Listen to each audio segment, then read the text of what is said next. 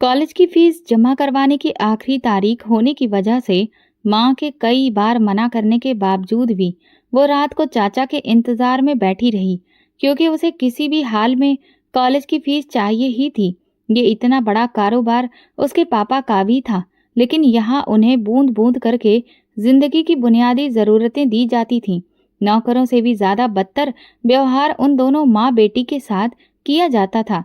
रिश्तों की फितरत बदलते देर ही भला कितनी लगती है, और पापा के चले जाने के बाद उसे सारे रिश्ते बहुत अच्छी तरह से समझ में आ गए थे। उसकी माँ को तो यहाँ की नौकरानी ही बना दिया गया था, और वो सारी जिंदगी बिना किसी सुविधाओं के गुजार कर बड़ी हुई थी। शायद आखिरी बार उसने अपना मनपसंद खाना अपनी मर्जी से 20 साल पहले खाया था। बाद में सारी जिंदगी नौकरों के साथ बची हुई या झूठी सब्जी का जायका लिया है। पापा और चाचा ने मिलकर ये कारोबार शुरू किया था, बल्कि सारी जमीनों पर दोनों का बराबर अधिकार था।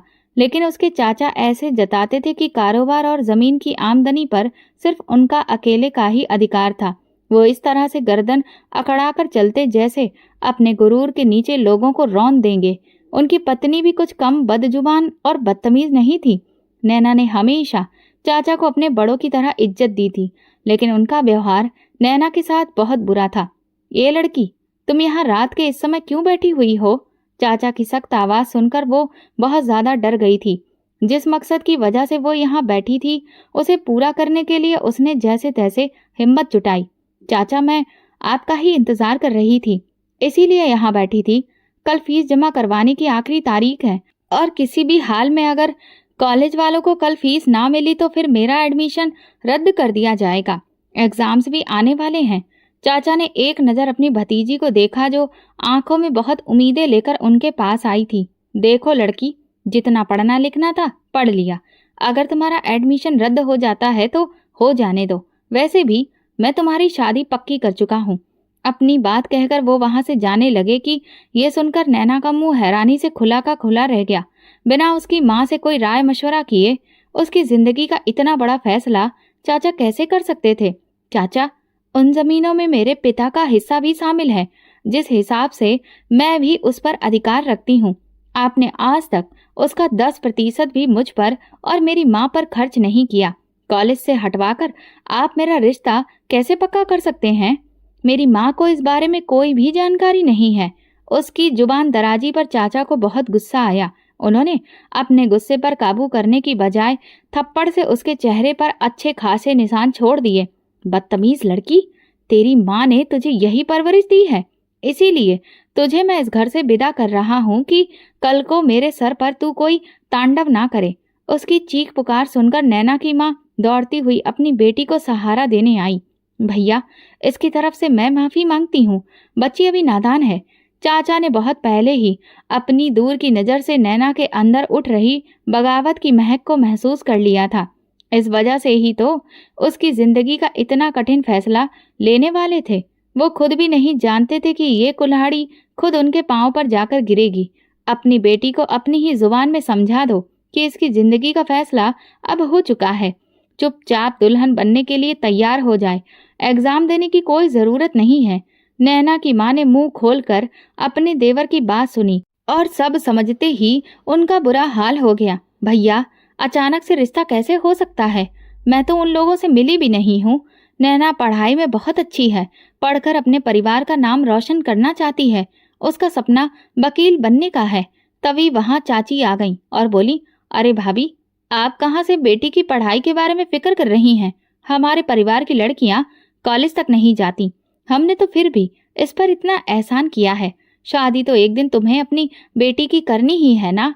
जब उसके चाचा ने ये फैसला कर दिया है तो फिर तुम लोग होते कौन हो इस पर ऐतराज करने वाले? ये मत भूलो कि तुम्हारी बेटी को और तुम्हें हमने ही सहारा दे रखा है। चाचा की जगह चाची ने अपनी आवाज तेज की, क्योंकि इस इरादे में उनका भी बराबर का हिस्सा था। बहुत लंबे समय से इस बला से जान छुड़वाने की कोशिश कर रहे थे, लेकिन देखिए भाभी, ऐसे मामले बड़े ही तय करने होते हैं। इसीलिए अपनी बेटी की शादी की तैयारी करना शुरू कर दीजिए। चाचा, मैं ये शादी किसी भी हाल में नहीं करूंगी। पढ़ लिख कर मैं अपने पैरों पर खड़ी ना हो जाऊं, इसीलिए आप डरते हैं ना। इन जमीनों पर मेरी माँ का भी अधिकार है। आप लोगों ने हम पर कोई एहसान नहीं किया है, बल्कि आप हमारा एहसान मानिए कि अब तक हमारी जमीनें आप लोगों के पास हैं। चाचा ने एक नज़र आंखें घुमाकर अपनी भाभी को देखा। उनकी नजरें ही ये बात समझने के लिए काफी थी कि अपनी बेटी की जिंदगी चाहती हो तो इसका मुंह बंद कर दो, वरना अंजाम की परवाह हम नहीं करेंगे। खामोश हो जाना, तुम्हारे चाचा ठीक कह रहे हैं। उन्होंने नैना को खींचते हुए वहां से ले जाया, जबकि वो बार बार यही कह रही थी, आप हमेशा मेरा ही मुंह क्यों बंद करवा देती हैं? इन लोगों ने हमेशा हमारे साथ जुल्म किया है। भगवान के लिए अपना मुंह बंद रखो। अगर तुम्हारे चाचा ने जरा सी भी बकवास और सुन ली तो वो तुम्हें गोली मार देंगे। अपनी अकेली माँ पर कुछ तो तरस खाओ। तुम्हारे बिना मेरी जिंदगी में क्या बाकी रह जाएगा?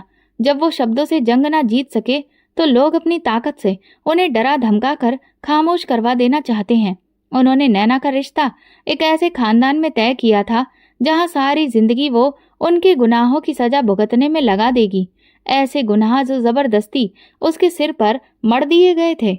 इस जिंदगी से तो मौत ही बेहतर है। काश पापा आप जिंदा होते। अगर उसके पापा आज जिंदा होते तो वो इस तरह बेसहारा होकर दूसरों के सहारे जिंदगी नहीं जी रही होती। सपनों को बुनकर वो उन्हें अपनी मंजिल तक जरूर पहुंचाती। उसके पापा ने ही तो उसे सिखाया था कि अपनी किस्मत के फैसले दूसरों के हाथ में देने की बजाय हमेशा उसकी डोर खुद के हाथों में रखनी चाहिए। लेकिन अब तो सब कुछ चाचा के हाथ में था और वो एक कठपुतली बनकर रह गई थी।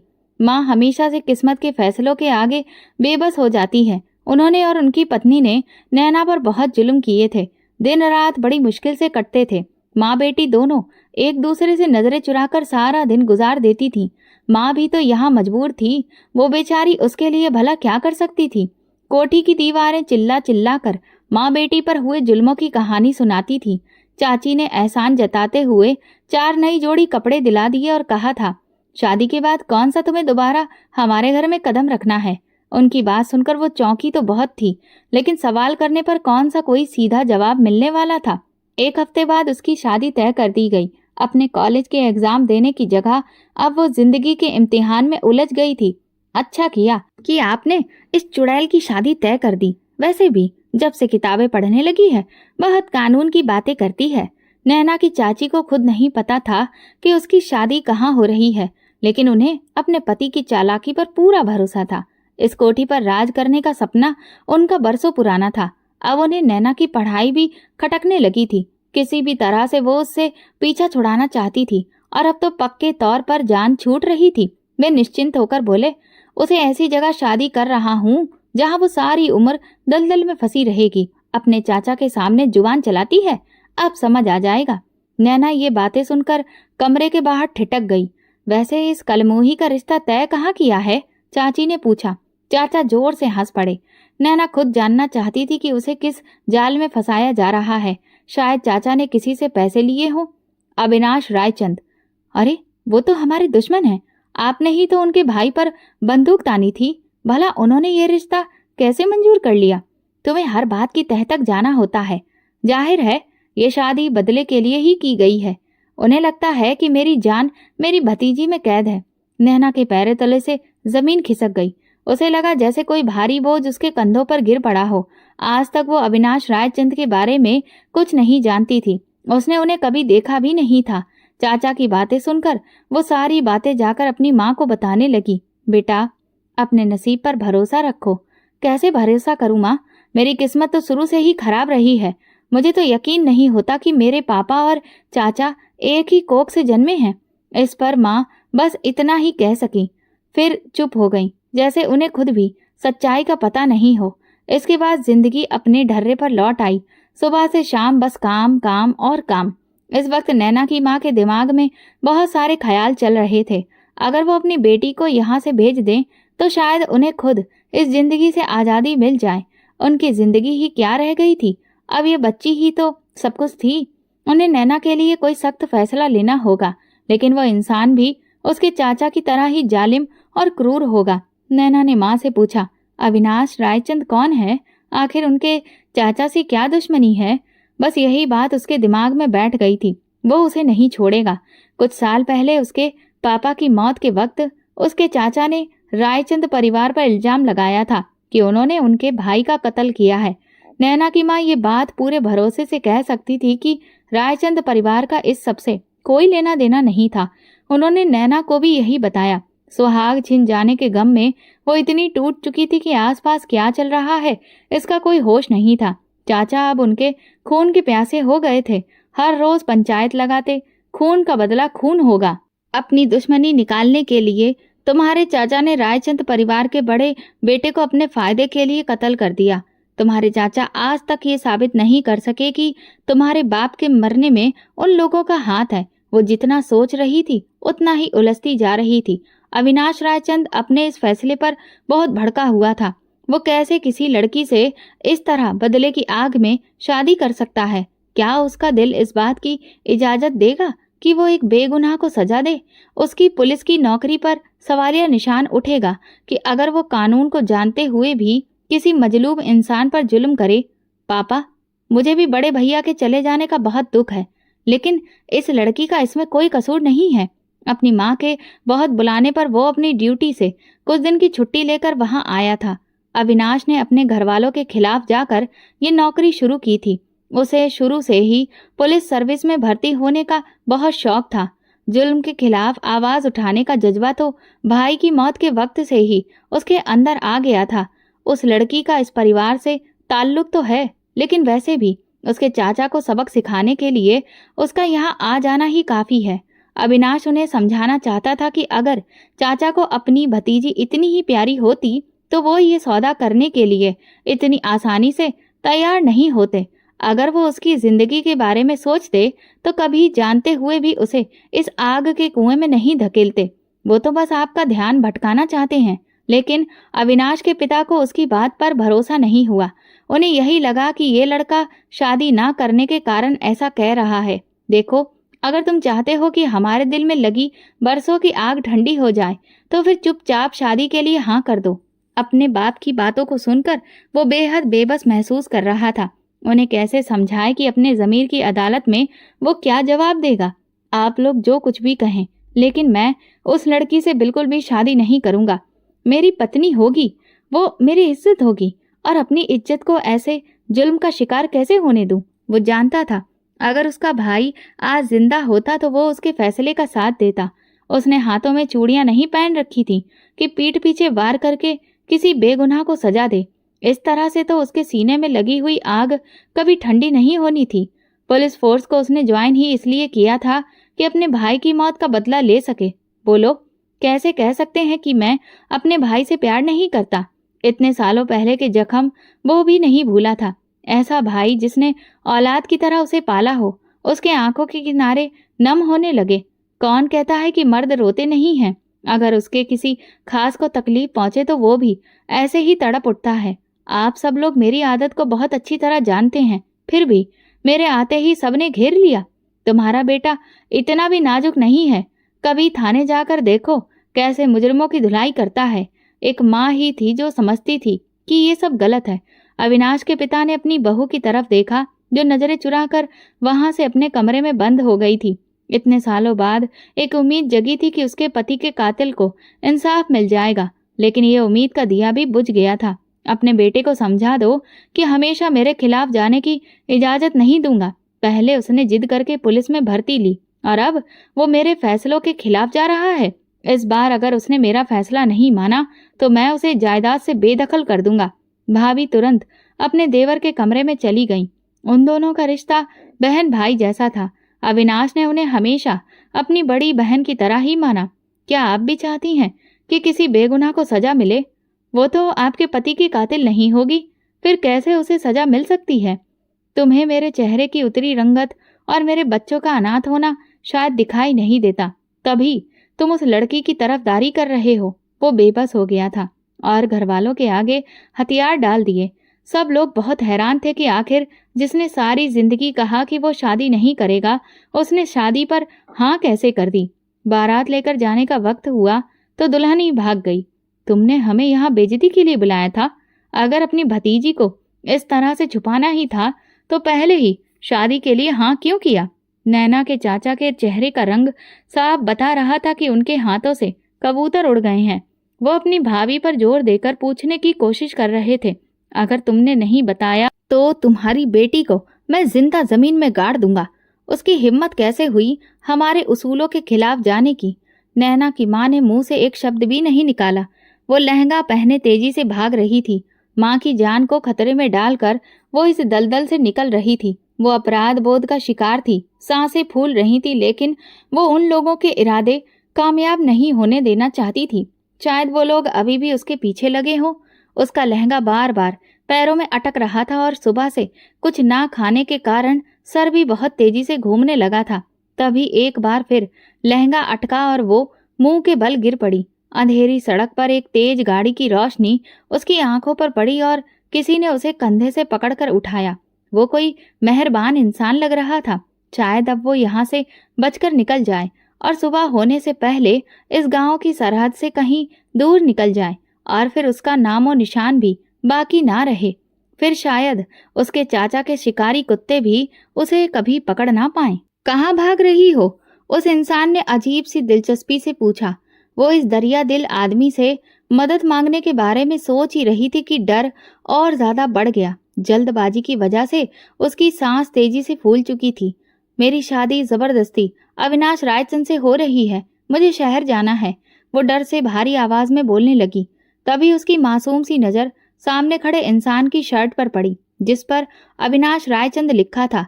वो कोई और नहीं बल्कि पुलिस की वर्दी में उसका होने वाला पति था, जिससे बचने के लिए वो भाग रही थी। अचानक डर के मारे वो पीछे हटने लगी, लेकिन अविनाश रायचंद ने उसकी कलाई कसकर पकड़ ली। अपने होने वाली पत्नी को सामने देखकर वो थोड़ा चौंका था। माँ बाप की पसंद पर उसे शक भी हुआ। 19-20 साल की दुबली पतली कमजोर सी लड़की जो शायद उसका एक थप्पड़ भी बर्दाश्त ना कर सके, वो उसकी जिंदगी भर की सजा कैसे झेलेगी? उसके जवान भाई की मौत के बोझ को कैसे सहेगी? पहले तो अविनाश उसे पहचान नहीं पाया था। उसे लगा ये कोई घर से प्यार मोहब्बत के चक्कर में भागी लड़की है। वो तो बस ये सोचकर उसे वापस घर भेजना चाहता था। मुझे तो लगा था कि तुम अपने चाचा को बहुत प्यारी हो, तभी उन्होंने तुम्हें छुपा लिया।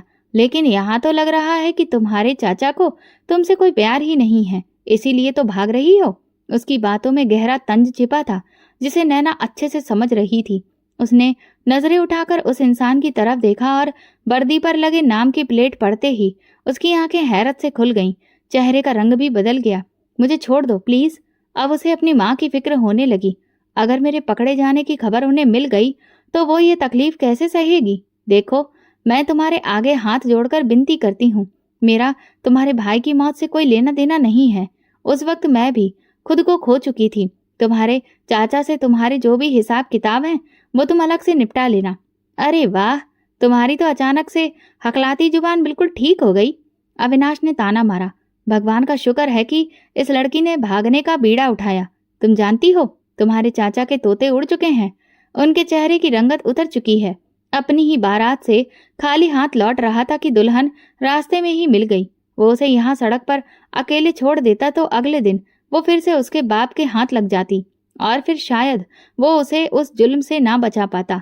उसकी चीख पुकार की परवाह किए बिना वो उसे जबरदस्ती गाड़ी में डालकर शहर के अपने अपार्टमेंट में ले आया। पहले पहल वो बहुत डरी सहमी सी घर में घूमती रही, लेकिन धीरे धीरे उसे समझ में आने लगा कि अविनाश रायचंद गुस्से वाला जरूर है, पर नीच किस्म का आदमी नहीं है। इस घर से भागने का उसे कोई रास्ता नहीं दिख रहा था। इधर बलदेव रायचंद गुस्से से उसके चाचा के पीछे पड़ चुका था। उसे लग रहा था कि चाची की ये सोची समझी साजिश है। बलदेव रायचंद ने अपने कई आदमियों के साथ उन लोगों के कई अड्डों पर कब्जा कर लिया था। जमीनों को पानी देना बंद कर दिया था। जमीन बंजर होने के डर से चाचा बौखला चुके थे। अब उनकी कानूनी स्थिति रायचंद से कमजोर हो चुकी थी। वो जानते थे कि बेटे के बलबूते पर रायचंद इतना अकड़ दिखा रहा है। सालों पहले एक छोटी सी लड़ाई की वजह से उन्होंने उसे अपनी इज्जत का मसला बना लिया था। भाई की मौत के बाद उन्होंने बहुत चालाकी से रायचंद के बेटे पर झूठा इल्जाम लगा दिया। ये झूठी जीत उन्हें अंदर से बहुत सुकून दे रही थी, लेकिन उन्हें क्या पता था कि जालिम की भी एक पकड़ होती है। रायचंद ने इसी बुनियाद पर यह वादा किया था कि अगर वो अपनी भतीजी की शादी उनके बेटे से करवा दे तो उनकी जमीनों का पानी बंद नहीं होगा। लेकिन अब वो वादा भी टूट चुका था। इसने ही अपनी बेटी को भगाने में मदद की होगी, वरना उसमें इतनी हिम्मत कहाँ से आ गई? चाचा गुस्से से चिल्ला रहे थे। नैना की माँ सर झुकाकर सब बातें चुपचाप सुन रही थी। कुछ दिन इसे बिना खाए पिए तहखाने में डाल दो, शायद इसकी हालत देखकर इसकी बेटी तड़पते हुए वापस आ जाए। नौकरानी उन्हें खींचकर तहखाने में बंद करने ले गई, लेकिन वो माँ खामोशी से एक कोने में बैठ गई। उनके दिल को यही सुकून था कि उनकी बेटी यहाँ से भागने में कामयाब हो गई है। चाचा के आदमी कुत्तों की तरह पीछा कर रहे थे, लेकिन एक माँ की जुबान पर सिर्फ यही दुआ थी, मेरी बेटी जहाँ भी हो सलामत हो। देवरानी ने उम्र और रिश्ते की मर्यादा भुलाकर भी उन पर बहुत जुल्म किए थे। बहुत सख्त जान हो, इतनी मारपीट के बाद भी तुम्हारा मुंह नहीं खुला। उन्होंने कहा, अगर मुझे पता होता कि मेरी बेटी कहाँ है तब भी मैं तुम्हें कभी नहीं बताती, और अब तो मैं सच कह रही हूँ कि मुझे वाकई में नहीं पता कि मेरी बेटी कहाँ है। नैना की माँ पर हर तरह का जुल्म किया गया था। इतने दिनों से भूखे प्यासे रहने की वजह से वो बहुत ज्यादा कमजोर हो चुकी थी। लेकिन तभी रात के सन्नाटे में एक नकाबपोश आदमी उनके पास आया। कौन? वो डरकर पीछे हटने लगी। उस औरत का चेहरा बिल्कुल नैना जैसा लगा। ये देखते ही उस आदमी ने अपना नकाब हटा दिया और उन्हें भरोसा दिलाया, मैं यहाँ कोई नुकसान पहुंचाने नहीं आया हूँ। देखिए, ये पानी की बोतल और खाना आपके लिए लाया हूँ। बेटा, तुम कौन हो? अगर यहाँ किसी ने तुम्हें देख लिया तो वे तुम्हारे पीछे पड़ जाएंगे। आंटी, मैं नैना का पति हूँ और आज ही हमारी शादी हुई है। मैं सिर्फ आपको ये बताने आया हूँ कि बहुत जल्द आपको यहाँ से आज़ाद करवा दूंगा, लेकिन तब तक आपको हिम्मत रखनी है। पेट भरकर खाना खा लीजिए, क्या पता दोबारा आना हो या ना हो। उसकी बात सुनकर जैसे नैना की माँ को भीतर तक राहत मिल गई। फिर उन्होंने घबराकर अपनी बेटी के बारे में पूछा, मेरी नैना ठीक है ना? वो बहुत मासूम है, उसका बहुत ख्याल रखना। अविनाश ने उन्हें पूरी तरह भरोसा दिलाया कि नैना के साथ वो कोई जुल्म नहीं कर रहा, बल्कि उसकी सुरक्षा के लिए ही उसने ये शादी की है। अब अगर उन्हें मौत भी आ जाती तो भी वो राजी खुशी उसे गले लगा लेती, क्योंकि अब उन्हें अपनी बेटी की सलामती का यकीन हो गया था। उधर नैना गुस्से से अपने सूट की आस्तीन चढ़ाती हुई सीढ़ियों से नीचे गेस्ट रूम की ओर बढ़ी। उसने गुस्से में दरवाजा खोला। वो आदमी उसे यहाँ छोड़कर भूल गया था। किसी अनजान आदमी के साथ रहना किसी इज्जतदार घराने की लड़की के लिए खतरनाक था। उसके पिता ने हमेशा औरतों की इज्जत की थी और माँ ने अनजान लोगों से दूरी बनाना सिखाया था, और आज वो इन हालात में थी कि दुश्मनों के घर में रह रही थी। जब भी माँ का ख्याल आता उसका दिल खून के आंसू रोने लगता। न जाने वे दरिंदे उसकी माँ के साथ कैसा सुलूक कर रहे होंगे। कहीं उन बूढ़ी हड्डियों को मारा पीटा तो नहीं। कई लम्हे वो रोते हुए गुजार देती। माँ की गोद को याद करते उसके आंसू टप टप बहते। आज इस आदमी से मैं हिसाब लेकर रहूंगी कि आखिर इसने मुझे यहाँ कैद क्यों किया है। ये हिम्मत भी उसे अविनाश रायचंद की छूट की वजह से ही आई थी। घर में लड़की की मौजूदगी देखकर मोहल्ले वाले भी सवाल उठाने लगे थे कि जनाब ने छुपकर शादी कर ली है, और वो खुद यानी अविनाश आज नैना से मिलकर हिसाब बराबर करना चाहता था कि ये लड़की उसके फैसलों को चुपचाप मानती क्यों नहीं। भला खिड़की के पास खड़े होकर पड़ोसियों की नजर में आने की जरूरत क्या थी। जैसे ही नैना कमरे में दाखिल हुई, अविनाश का चेहरा लाल हो गया। नैना वापस भागना चाहती थी, लेकिन उसका पांव कारपेट में अटक गया और वो मुंह के बल जमीन पर गिर गई। अविनाश उस वक्त कमरे में था, बिना शर्ट के आईने के सामने खड़ा अपने गीले बाल सुखा रहा था। सामने नैना को यूं गिरी देख वो अपनी हंसी रोक ना सका। इससे तुम्हें ये सबक मिला होगा कि किसी के कमरे में बिना दस्तक दिए नहीं आना चाहिए। अच्छा, फिर आपको भी सबक लेना चाहिए कि बिना शर्ट के इस तरह खड़े होकर बड़ी बड़ी बातें नहीं करनी चाहिए। नैना की जलती जुबान सुनकर वो हैरान रह गया।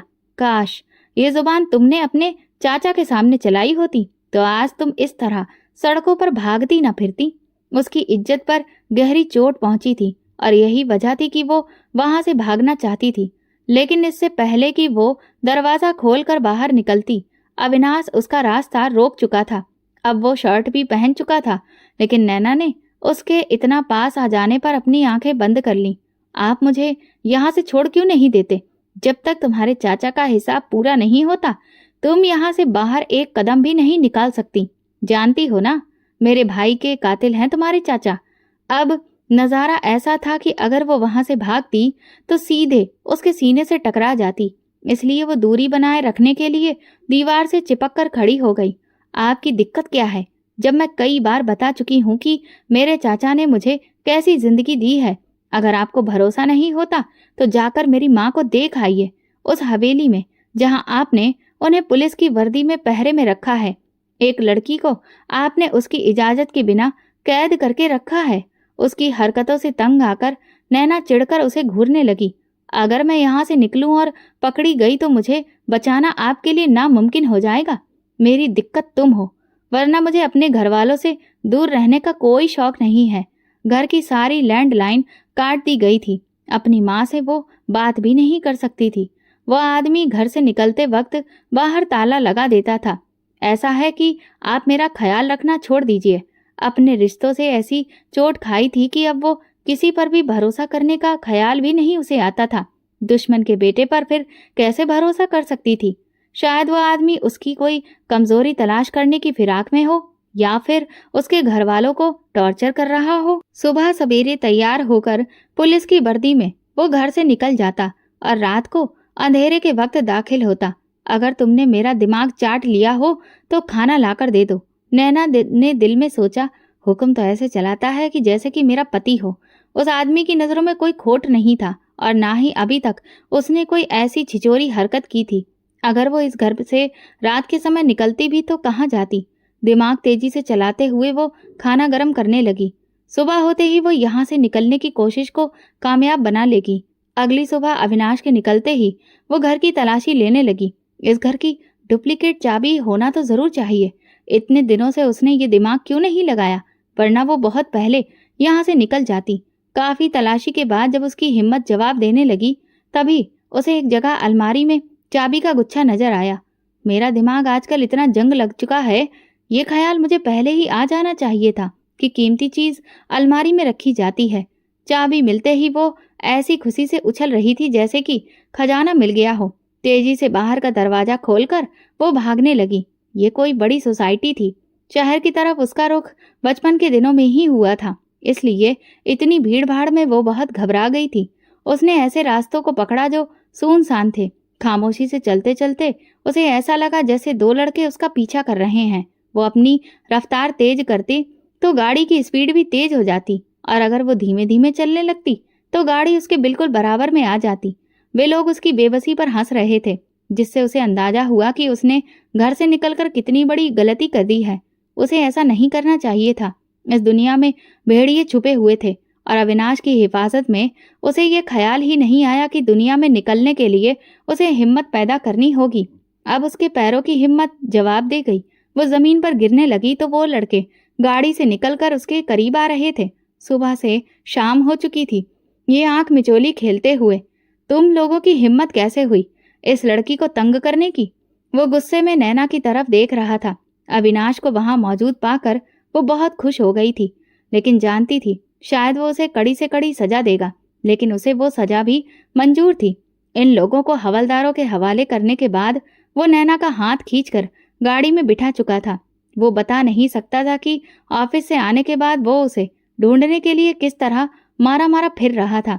अगर वो उसे नजर ना आती तो शायद वो सारी रात सड़कों पर उसे तलाश करता रहता। सारे दिन के तूफान के बाद अब इस लड़की ने उसे बहुत ज्यादा थका दिया था। Shut up! उसकी दहाड़ के बाद वो खामोशी से सहमते हुए बाहर की तरफ देखने लगी थी। घर लाकर उसे सोफे पर बिठाया। मैंने जो भी तुम्हें ड्रेस दिए हैं उनमें से कोई एक पहनकर तैयार हो जाओ। अभी कुछ देर में पंडित जी आने वाले हैं। लेकिन किस लिए? उसकी बात पर अविनाश ने अपनी आंखों से उसे घूरा। शादी के लिए। इससे पहले कि तुम और ज्यादा सवाल करो कि किसकी शादी है, तो मैं तुम्हें बता दूं कि हम दोनों की शादी है। ये बात सुनते ही नैना को जोर का झटका लगा था। वो हैरत से मुंह खोलकर अविनाश की तरफ देखने लगी। आधा घंटा गुजर जाने के बाद जब उसने कपड़े नहीं बदले तो अविनाश ने उसे बाजू से पकड़कर अपने सामने खड़ा किया। तुम लड़कियों को एक बार की कही हुई बात समझ में क्यों नहीं आती है? पहले ही कहा था ना कि कपड़े बदल लो। लेकिन शायद तुम्हें शादी की कोई खुशी नहीं है और मेरी खुशी भी खराब करने पर तुली हुई हो। पता नहीं किस लड़की से मोहब्बत हो गई है। वो गुस्से में उसे ऐसे ही डांट रहा था। वो पहले ही पूरे दिन में डरी हुई थी। अभी तक उन लड़कों का डर उसके दिल से गया नहीं था और अब एक नए मोड़ पर वो अपनी किस्मत पर हैरान थी कि आगे उसके नसीब में क्या लिखा जाना था। अविनाश की डांट सुनकर वो और ज्यादा रोने लगी। ए लड़की, अभी देखो, मेरे पास चुप करवाने का वक्त नहीं है। पंडित जी बाहर आकर बैठे हुए हैं, इसलिए खामोशी से ये लहंगा पहन लो। उसने लहंगे का दुपट्टा उसके सर पर उड़ा दिया। शादी हो जाने के बाद वो पंडित जी को बाहर छोड़कर आया, फिर बोला, देखो, एक लड़की होने की हैसियत से मैं तुम्हारी इज्जत और सुरक्षा को बहुत अच्छे से समझता हूँ। एक गैर इंसान के साथ रहना किसी भी तरह से सुकून भरा नहीं होता, फिर वो चाहे कितना भी आपको भरोसा क्यों ही ना दिलाए। लेकिन मैंने ये शादी की है, और दूसरी बात, अब तो तुम मुझे अच्छी लगने लगी हो, तो किसी और के लिए तुम्हें मैं छोड़ तो नहीं सकता ना। उसका हाथ पकड़कर अलमारी के पास लेकर आया और अपनी मर्जी का ड्रेस उसके हाथ में पकड़ाया। एक रोबोट की तरह वो उसकी हर बात को मान रही थी। कपड़े बदलने के बाद वो कमरा अच्छे से साफ कर चुका था। सारे दिन का थका हारा वो एक भरपूर नींद लेना चाहता था। खामोशी से अब कमरे में लेट जाओ। हाथ पकड़कर वो नैना को बेड पर लिटा चुका था। डर की वजह से वो भी उसके साथ लेट गई। वो अच्छे से जानता था कि उसकी पत्नी डरी हुई है, इसीलिए चुपचाप उसके सारे हुक्म मान रही है। अगले दिन वो इधर उधर देखने लगा, फिर तेजी से भागकर किचन में चला आया और दरवाजे के पास टेक लगाकर खड़ा हो गया। वो अपने कल के व्यवहार की वजह से शर्मिंदा था, लेकिन नैना को भी इस तरह से बचकर भागना नहीं चाहिए था। अगर अविनाश नैना की जुबान पर भरोसा कर चुका था, तो नैना का भी ये फर्ज बनता था कि वो उसके ऊपर थोड़ा सा यकीन रखे। वो बार बार अपने दिल को टटोल कर ये पूछना चाहता था कि क्या ये शादी करके उसे कोई पछतावा हो रहा है, लेकिन हमेशा जवाब इनकार में आता। शायद वो खुद भी इस मासूम लड़की का दीवाना हो चुका था। नैना सच से बेखबर चाय बनाने में मगन थी। कल से वो खुद भी बहुत डर गई थी। अगर अविनाश वक्त पर नहीं पहुंचता तो शायद वे लड़के उसकी इज्जत को मिट्टी में मिला चुके होते। आज वो अविनाश के दिए कपड़ों में मौजूद थी। रेड और पर्पल कलर की खूबसूरत साड़ी पहने खड़ी थी। उसकी कमर से नीचे तक आते लंबे बाल उस वक्त क्लेचर में बंधे हुए थे। हाथों में लाल लाल चूड़ियां थीं जो बार बार खनक रही थीं। क्या बात है, आज तो मुझे चारों खाने चित करने का इरादा है। ये कहते हुए अविनाश ने उसका हाथ पकड़ लिया। नैना की सांसें तेज हो गईं। वो अभी तक कल की बातों को भूली नहीं थी। ये कपड़े उसने सिर्फ इसीलिए पहने थे क्योंकि अब वो उसका पति था। अगर वो अपने पैसों में से कुछ उस पर खर्च करता है तो वो हक से ले सकती थी। रुकी हुई, मेरी चाय तो दे दो मुझे, अविनाश ने धीमी आवाज में उसे छेड़ा। अचानक ये इंसान इतना नरम और खुशमिजाज कैसे हो गया। नैना ने सोचा, आप यहाँ से जाइए, मैं चाय लेकर आती हूँ। उसने कहा, अच्छा, लेकिन मैंने सुना है कि किचन में पत्नी का हाथ बटाने वाला बीवी का गुलाम कहलाता है, और तुम्हारी मोहब्बत में मैं सोरू का गुलाम बनना चाहूंगा। आपको लगता है शायद कोई बुखार हो गया है या किसी ने जोर से डंडा मारा है, तभी ऐसी बहकी बहकी बातें कर रहे हैं। उसकी बात पर नैना की जुल्फों के साथ खेलते हुए वो मुस्कुरा दिया। उन दोनों की लड़ाई के बीच सारी रात गुजर गई। अब ये रिश्ता नैना को भी अच्छा लगने लगा था। अविनाश ने उसे वादा किया था कि जैसे ही सारे मामले सुलझेंगे वो खुद उसका कॉलेज में एडमिशन करवाएगा। वो लड़कियों की पढ़ाई के पक्ष में था। नैना भी इसी भरोसे ये रिश्ता स्वीकार किया था। अब वो उस पर भरोसा करना चाहती थी और उसे चाहने भी लगी थी। अगला दिन अविनाश के लिए बहुत बड़ा मोड़ लेकर आने वाला था। नैना का चाचा, जो एक दरिंदा था, उसकी मां को कैद करके जबरन काबू में रखे हुए था। इस वजह से ही अविनाश उसे सजा दिलाना चाहता था, लेकिन इस बार भगवान ने उसके सब्र का बहुत बड़ा इनाम सोच रखा था। घर से निकलते वक्त उसने नैना को प्यार से चूमा और हिदायत दी, अगर पुलिस वाले तुम्हें लेने आए तो खामोशी से उनके साथ चली आना। आज तुम्हारे लिए एक सरप्राइज है। वो बेशक एक बेहतरीन इंसान था जिसने अपने भाई की मौत का बदला खुद नहीं लिया। उस दिन वो अपनी पूरी टीम के साथ अपने दुश्मन के घर, जो अब उसका ससुराल बन चुका था, पहुंचा। यहाँ उसकी सास के साथ जो जुल्म किया गया था वो अब उसकी आंखों के सामने था। नैना का चाचा पुलिस को देखकर घबरा गया और बोला, आप लोग किस लिए आए हैं? लेकिन पुलिस बिना जवाब दिए घर के एक एक कोने की तलाशी लेने लगी। अब अपनी वर्दी का रौब दिखाओगे? हमने ऐसा कुछ नहीं किया, मैं अभी फोन मिलाता हूँ, वो चिल्लाया। अविनाश ने उसका फोन हाथ से छीन लिया और बोला, आप बुजुर्ग हैं, जरा आराम से करिए, जल्दबाजी आपकी उम्र को रास नहीं आती। तहखाने से नैना की मां को बरामद कर लिया गया। पुलिस ने कहा, आपकी बेटी ने आरोप लगाया है कि आपने उनकी माँ को कैद कर रखा था और उन पर अत्याचार किए हैं। घर से ऐसे कई कागजात भी मिले जिन पर जबरन नैना की माँ से साइन करवाए गए थे। अब पुलिस उन्हें हथकड़ियां लगाने लगी, जिस पर चाचा आग बबूला हो गए। भाई के साथ तुम लोगों को भी मार देना चाहिए था। गुस्से में इंसान की अकल काम करना बंद कर देती है। उनका भी यही हाल हुआ। उन्होंने अपना राज खुद ही उगल दिया और ये सारी बात रिकॉर्ड हो चुकी थी। अविनाश ने सबके सामने वो रिकॉर्डिंग चला दी। उन्हें हथकड़ी पहनाकर ले जाया गया। नैना की मां की हालत इतनी खराब थी कि उन्हें तुरंत अस्पताल में भर्ती करवाना पड़ा। बलदेव रायचंद को जब इस पूरे मामले की खबर मिली तो उन्हें बहुत पछतावा हुआ कि असली मुजरिम अब पकड़ा गया है और अपने अंजाम तक पहुंच चुका है। उन्होंने खास तौर पर अपने बेटे को फोन करके जानकारी दी। इस आदमी को उम्र कैद होनी चाहिए। अपनी मां की हालत देखकर नैना अविनाश के गले लगकर फूट फूट कर रोने लगी। उन्होंने आज तक कभी उसे दुख नहीं पहुंचाया था। जितना ध्यान वो रख सकती थी उतना उन्होंने रखा। मां को अपने साय में छुपाकर रखा और उसी की वजह से वो आज इस हालत में पहुंची थी। मां, उठिए ना। तुम्हारी मां अभी दवाओं के असर में है। जब इन्हें होश आएगा तो ये ठीक हो जाएंगी। तुम इनके पास बैठकर रोगी तो इन्हें और तकलीफ होगी। फिर नैना की रजामंदी के बिना ही अविनाश उसे वापस कोठी लेकर गया। बलदेव रायचंद उसे देखकर आग बबूला हो गए। उन्हें लगा अब इस लड़की की कोई जरूरत नहीं रही। वे अपने दिल को इतना बड़ा नहीं कर पाए कि नैना की मौजूदगी बर्दाश्त कर सकें। और जिस तरह उनका बेटा हाथ पर हाथ धरे उसे वापस ला रहा था, उससे ये साफ हो गया कि उन दोनों के बीच जो भी रिश्ता था अब वो खुलकर सामने आ चुका था। नैना अपनी माँ की हालत की वजह से बहुत गहरे सदमे में थी। उन माँ बेटी की जिंदगी कैसे गुजरी अब इसमें हमें कोई वास्ता नहीं। हमें अपना इंसाफ मिल चुका है। भाभी के चेहरे पर बरसों बाद मुस्कुराहट आई थी। वो भी खामोशी से खड़ी अपने ससुर की बातों को सुन रही थी। उन्हें इस लड़की से कोई दिक्कत नहीं थी, बल्कि वो जानती थी कि इस बच्ची के सर के साया भी एक दरिंदे ने छीना है। वो खुद भी एक डसी हुई लड़की है। जैसे आप लोगों ने जख्मों पर मरहम लगाया, वैसे उसने भी सारी उम्र इस शख्स की वजह से अनाथों जैसी हालत में गुजारी है। और अब ये मेरी पत्नी है, मैं कैसे उसे अकेला छोड़ सकता हूँ। देखो लड़की, उसके ससुर बोले, हम तुम्हारी जिंदगी में बस इतनी मदद कर सकते हैं कि अगर तुम्हें शहर में कोई मुश्किल आए तो हम मदद कर देंगे, लेकिन अपने बेटे की जिंदगी एक ऐसे परिवार की लड़की के साथ नहीं जोड़ सकते। अपने ससुर की बातों को दिल से बर्दाश्त ना कर पाने के कारण वो वहां से भागने लगी। अविनाश ने उसे रोकने की बहुत कोशिश की, लेकिन वो इस बात पर अड़ी रही कि उसे वापस अपनी माँ के पास जाना है। गुस्से में आकर अविनाश उसे अस्पताल छोड़कर वापस लौट आया और कहने लगा कि वो अब उसे लेने वापस नहीं आएगा, क्योंकि यहाँ से जाने का फैसला उसका अपना था। सारी रात अस्पताल में वो रोती रही।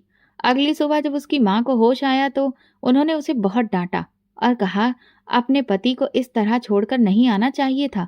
तेरे चाचा के खास लोग अभी भी तुझ पर नजर रखे हो सकते हैं। अगर तू मेरी नाराजगी दूर करना चाहती है तो वापस अपने पति के पास चली जा। जब नैना घर लौटी तो अविनाश बाहर आंगन में ही उसका इंतजार कर रहा था। वो जानता था कि सुबह माँ के होश में आने के बाद वो वापस इसी घर का रास्ता पकड़ेगी। वो उसे ये एहसास दिलाना चाहता था कि इस तरह घर छोड़कर चले जाने से रिश्ते कमजोर हो जाते हैं। किस लिए आई हो? अपने पति की नाराजगी दूर करने आई हूँ, हिम्मत जुटाकर उसने कहा, क्योंकि वो जानती थी कि पिछली बार जब वो नाराज हुआ था तो उनकी शादी तय कर दी गई थी। करो नाराजगी खत्म। सॉरी। मासूमियत से आंसू टपकाते हुए वो उसके पास आने लगी, जिस पर अविनाश ने गुस्से से उसे दूर रहने का इशारा किया। तुम्हारे इस तरह मुझे छोड़कर चले जाने से साफ पता चलता है कि हमारे रिश्ते की तुम्हारे लिए क्या अहमियत है। अगर तुम इस रिश्ते को कुछ नहीं समझती तो जबरदस्ती घसीटने का कोई फायदा नहीं। इस रिश्ते को यहीं खत्म कर देना चाहिए। उसकी बातों को सुनकर नैना का चेहरा फीका पड़ने लगा। वो इस रिश्ते को खत्म करने की बात कैसे कर सकता है? बाकी घर के लोग भी वहां आ गए। तुम भी अपने बाप की तरह पागल हो चुके हो क्या? शादी कोई गुड्डी गुड़िया का खेल नहीं होता। अगर इस बच्ची से शादी की है तो उसे निभाओ भी। उसकी माँ की बात को सुनकर वो हैरानी से देखने लगा। भाभी भी अपनी सास की हाँ में हाँ मिलाने लगी थी। उसे जरा भी उम्मीद नहीं थी कि वो आदमी ऐसी बात कर देगा। मैं आपसे मोहब्बत करने लगी हूँ। आपको इजाज़त नहीं दूँगी कि 4 दिन के रिश्ते को आप अपनी मर्ज़ी से ख़त्म कर दें। आप अपनी मर्ज़ी से मेरे करीब आए थे। आपने ये फ़ैसला खुद किया था, लेकिन हर बार फ़ैसला लेने का हक़ सिर्फ़ आपके पास नहीं हो सकता। आप नाराज़ हो सकते हैं, लेकिन रिश्ता ख़त्म करने का फ़ैसला हम दोनों मिलकर करेंगे। उसके मुँह से ये इकरार सुनकर दोनों पति-पत्नी को अकेला वक़्त देने के लिए वो दोनों औरतें अंदर चली गईं।